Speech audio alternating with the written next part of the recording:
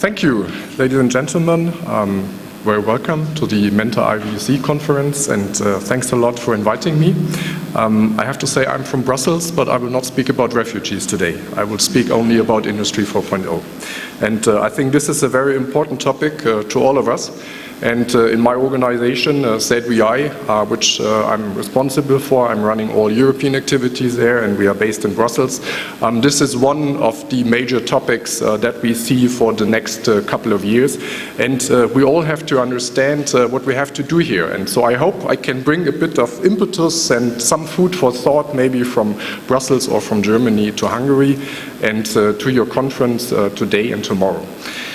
Yeah, it's good to be back because it's not the first time that we have closer contacts with IVSZ. We have, prior to the accession of Hungary to the European Union in 2004, I had the pleasure of being part of an EU FAR business support program at that time, and that helped some of the industry associations in the Central and Eastern European countries to set up the structures, and at that time we already tried to help a bit over here. And if I see what large professionally managed and very well developed organization IVSZ has become now with all the members and all the activities, I think you as members and the management also of the organization, you can be very proud of what you have achieved so far. So thanks for being part of that today. On Industry 4.0, just try to make this work. Yes. So who is TEendője? I look a bit into the dark over here, so I don't see what faces I see, if there are question marks in your faces or not, but I can explain it a bit to you. TEendője is the German Electrical and Electronic Manufacturers Association. We are almost 100 years old, a very long, traditionally organization. We are one of the world's largest industry associations. We have roughly 1,600 member companies in Germany. The typical German Mittelstand, but also bigger companies, names like Siemens, ABB, GE, Infineon, and others are participating to our activities. We have some organizations which are incorporated in TEendője. They are specifically there for specific industry sectors. And we have a network via our organization of roughly 5,000 experts. Technical experts, legal experts, policy experts, and that means we try to bring this knowledge and this experience that we have here together around the major issues that we want to drive forward. So we see ourselves a bit as pacemakers of technological and technical progress. With the key technologies, we are convincing, decisively influencing future innovation and growth in virtually all sectors of the economy, and among them the main driver, which for the moment is Industry 4.0. Facts and figures about TEendője. Via our member companies, we have roughly 845,000 employees in Germany, 256,000 in that sector on automation technologies, on which I will come back later. And then the companies we represent have worldwide more than 680,000 additional employees there. The turnover that industry makes altogether is 172 billion euros, and 47 billion euros is made only from the automation sector. 85 billion of that turnover is from business with foreign customers. We also do a lot on R&D and innovation in our industry. We are highest ranked there as the electrical engineering industry in Germany. We spend roughly 15 billion euros per year on R&D. So this is very important, and we have to do more on that, even in particular on software development, because everything around software is key for the digitalization of the economy and for Industry 4.0.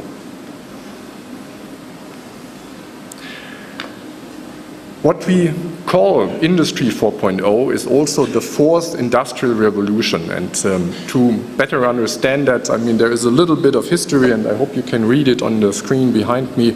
I mean, if you go back to the end of the 18th century, you had the first industrial revolution, and at that time this followed the introduction of water and steam-powered mechanical manufacturing facilities. Then we had, at the start of the 20th century, so not that long ago actually, the second industrial revolution. And this industrial revolution followed the introduction of electrically powered mass production based on the division of labor for the first time. Then we had, in the 1970s, many of us will remember, the third industrial revolution, and this industrial revolution used electronics and IT to achieve further automation of manufacturing. Now we are already in the middle of the fourth industrial revolution. And this fourth industrial revolution is based on cyber-physical systems, on the Internet of Things, if you want to. The politicians, they use a lot of these buzzwords for the moment. I think the engineers and the technicians among you, they will understand this much better, what it means actually for production purposes, for production, the future, and also for the societal development here.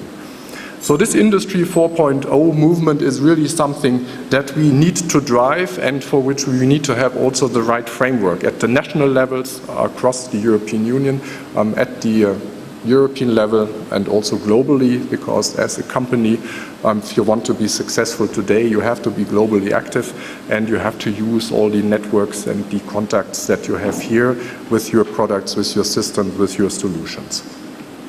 So for more than 100 years, and that's why we believe also as electrotechnical electronics industry, we are an important player over here. These developments have all been driven by electrotechnics, electronics, and ICT. What are our contributions to Industry 4.0? What can we give? And in SEDWI, we are particularly proud that we have all the major technology providers, technology solution manufacturers among us, the main suppliers that are needed here to shape the future products and processes around Industry 4.0. First, we have the microelectronics. That's what you certainly need. This is the very basis, semiconductors, embedded software, embedded systems. Then you also need to have the sensors and the actuators that we have in our membership in SEDWI.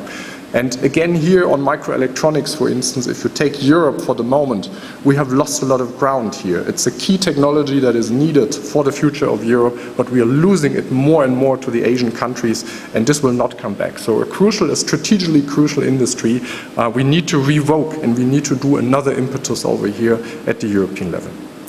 Industrial automation, this is another part that we also represent via our membership in SEDWI, and that is a key industry to achieve the Industry 4.0 in the future. These are measurement and control technologies, process automation, then switchgear, control gear, and the entire industrial control equipment. And what we then also need is we need our own production lines as test beds, because otherwise it will be more difficult to sell these solutions to the clients in the future. If you look at the membership that we have, I think you will get the feeling for what kind of industries you need to have under one roof or on one platform at least to drive this issue for the moment. There you see the largest part in SEDWI is automation with 27% of the turnover in our industry. Then we have electronic components and systems, and then we have also ICT with 5% here. This, I have to say, is also due to the fact that we work very closely with our colleagues in Bitkom and also with the colleagues in the machine building industry. I come to that a bit later when it comes to the necessary partners that are needed here as well. So the portfolio that we represent is around 79% of industrial goods, 11% of intermediate goods, and then around 10% consumer goods. The core components and technologies needed for Industry 4.0 account in SEDWI in our organization for over 40% of the total turnover. So that's why we believe we have a place in this discussion with our companies. The word production and market in automation, which is the basic heart there of Industry 4.0, if you have a look at the countries and the markets, I mean, obviously China on the production, I mean, is still pretty much advanced with 40.5% of the world market, of world production, sorry, and then 21.5% is the rest of the world, and 11.8% are the US.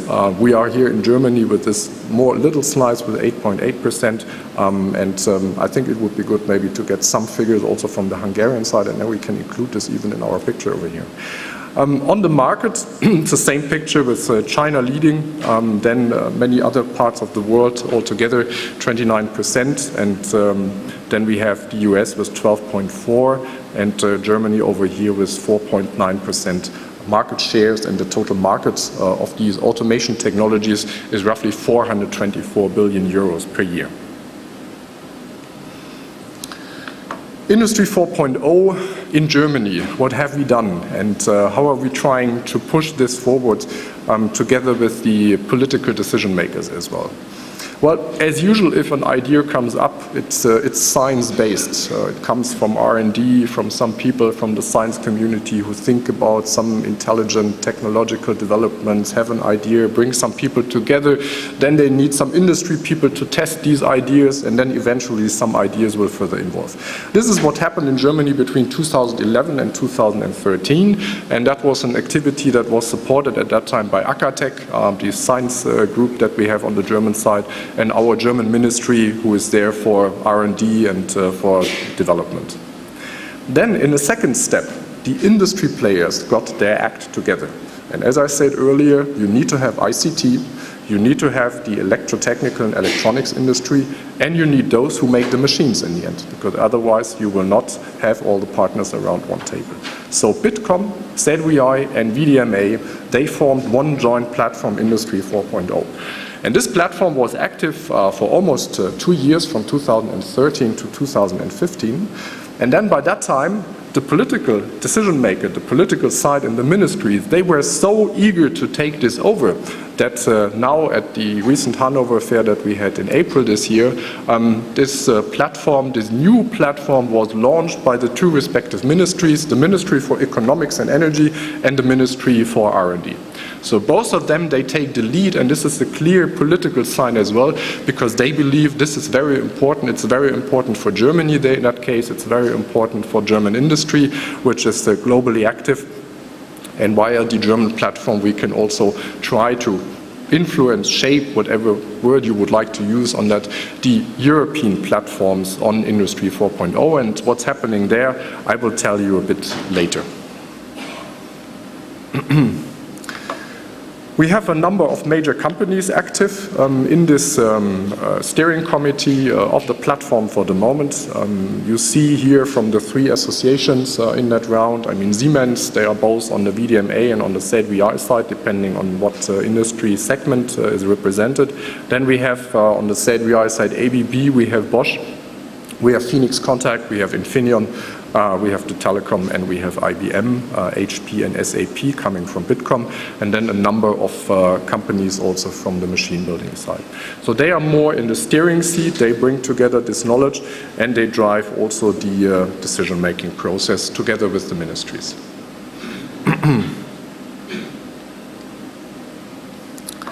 The focus of ZWI then is to mirror the activities inside the organization so that we are ready to provide the necessary input, the necessary know-how and expertise.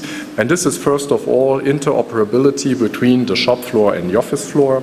It's the definition of the requirements of the shop floor, which means real-time requirements, reliability, resilience, security and safety.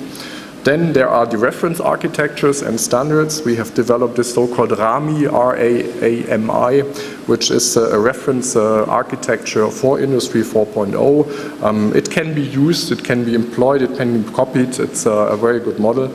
And then it depends on the use cases and on the industry branches, of course, and I also come to the use cases in a second. The use cases and test beds in cooperation with customers are key in the end, and only via that you can make the necessary transfer to our member companies.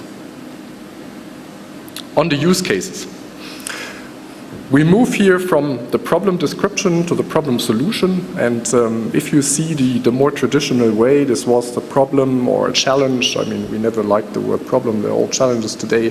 Identification of description of the challenge that we have, then the assessment, I mean, what are the opportunities, the RAMI 4.0, as I mentioned, reflection as Industry 4.0 as a component, and then potential solutions with the common points, gaps and requirements on the R&D side, on the legal side, management side, tax side, etc. And then the implementation, and the implementation then means demonstrators, test beds, or showcases.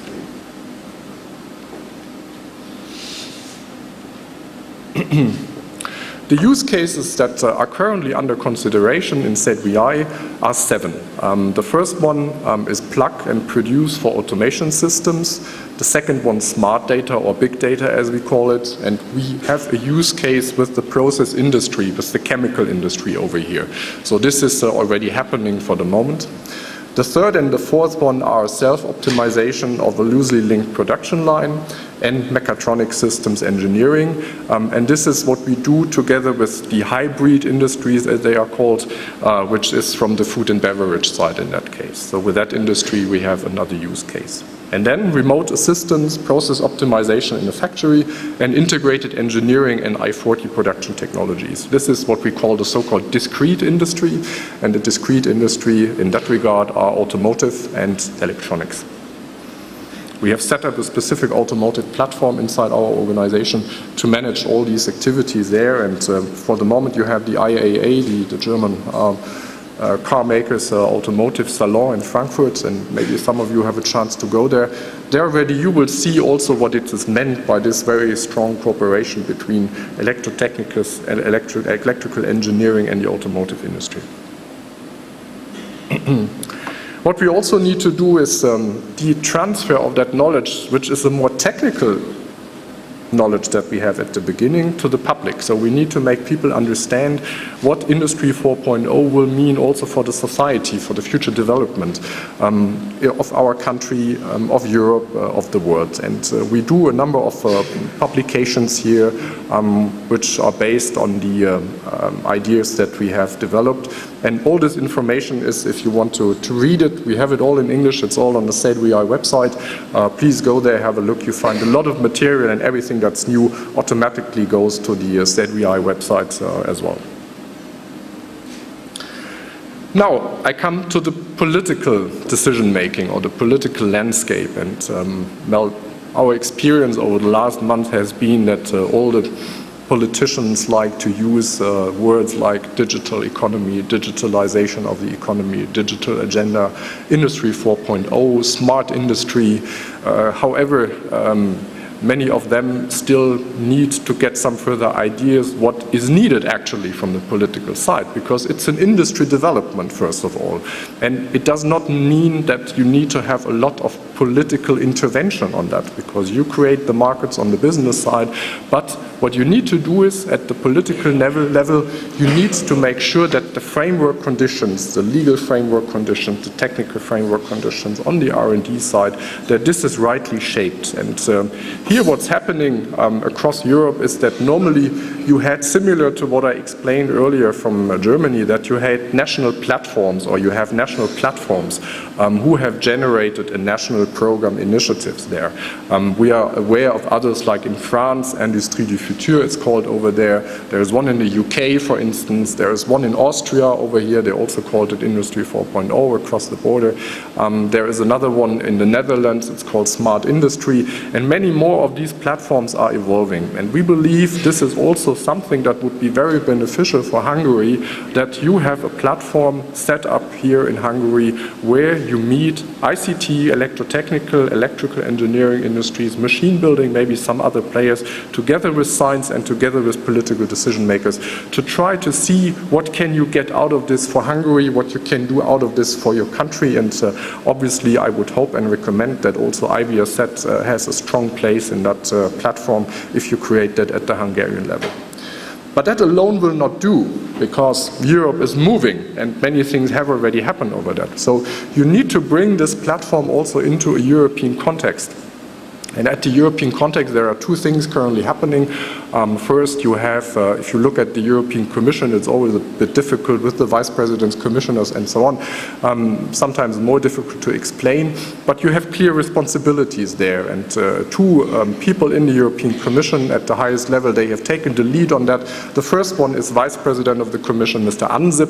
And Mr. Ansip, he had launched a strategy which is a digital single market strategy already last year. And and the European Commission is working on that to implement this, to come up with further measures. So I think this is one issue that you need to keep in mind and to watch closer, also from the Hungarian perspective. The second one is linked to an initiative that comes from Commissioner Oettinger. He is the German commissioner. He had the energy portfolio in the past.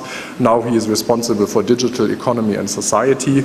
And he is the driver behind an initiative called Digitizing Industry.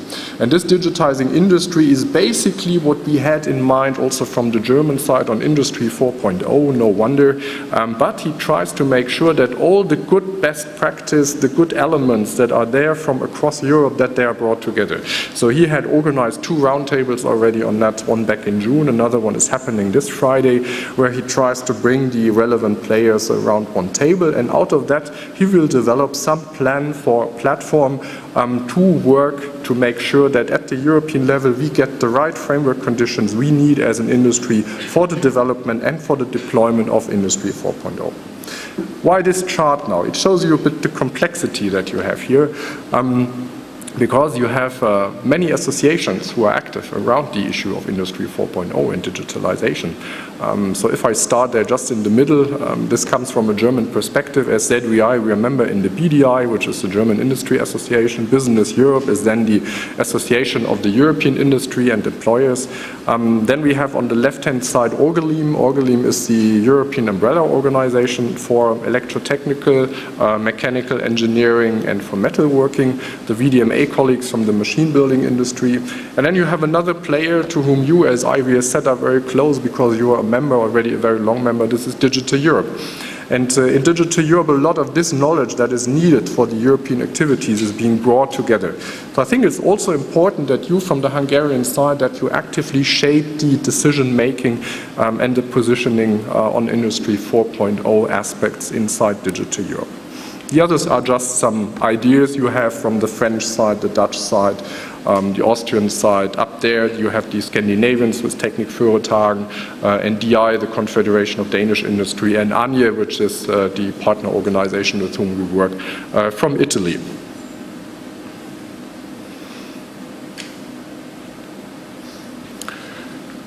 The issues on Industry 4.0 are numerous.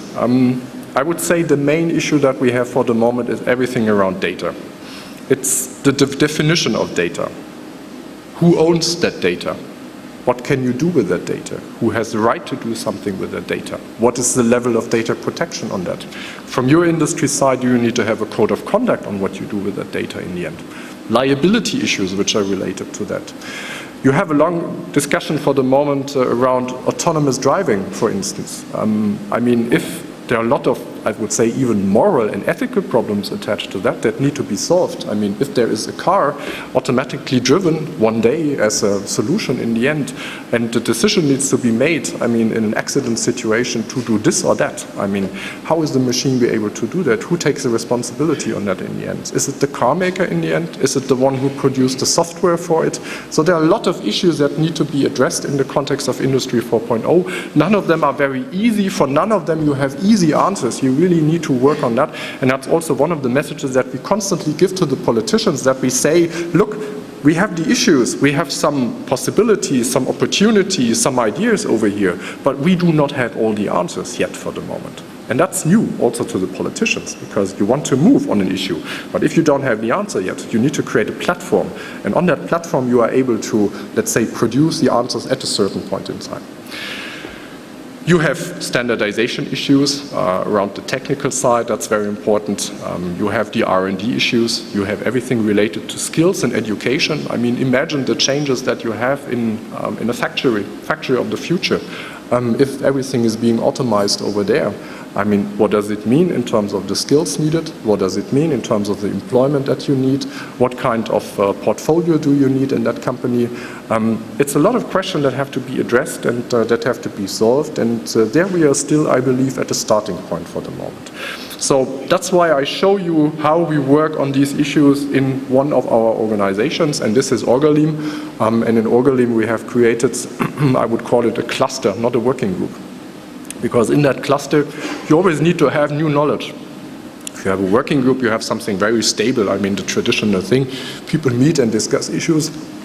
sorry, but you don't get really a lot of impetus and new ideas out of that. You need to have new people coming, presenting something on that constantly, on the issues, collect all the expertise as best as possible.